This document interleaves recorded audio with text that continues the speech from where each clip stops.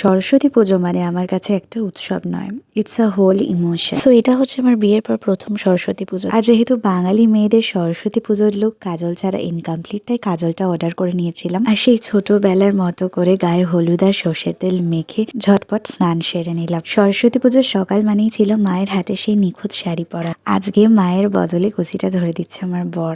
আমরা আসলেই কত তাড়াতাড়ি বড় হয়ে যাই, তাই না? আমাদের রেডি হয়ে বেরোতে বেশ অনেকটাই দেরি হয়ে গেছিল, তো মিষ্টি নিয়ে বাড়িতে পৌঁছে তাড়াতাড়ি পুষ্পাঞ্জলি সেরে নিয়েছিলাম। অঞ্জলি দেওয়ার সময় যখন আর চোখ বন্ধ করলাম, রিয়েলাইজ করলাম যে প্রার্থনাগুলো সময়ের সাথে সাথে বদলে গেছে। আগে যেটা ছিল পরীক্ষার রেজাল্ট নিয়ে টেনশন, আজ আমাদের চাওয়াগুলো সময়ের সাথে সাথে কতটা ম্যাচিওর হয়ে গেছে। সরস্বতী পুজো মানে সেই ছোটবেলা কুলের জন্য 1 বছরের অপেক্ষা। আমাদের সবার বাড়িতে বোধহয় একটা অলিখিত নিয়ম ছিল, পুজোর আগে কুল খেলে নাকি পড়াশোনা হবে না। আজ আমার বিয়ে হয়ে গেছে, লাইফ অনেক বেশি প্র্যাকটিক্যাল, বাট স্টিল আজও আমি পুজোর আগে কুল খাই না। সেই ছোটবেলার নিয়মটাও ব্রেক করতে মন চায়। আর মায়ের হাতের বানানো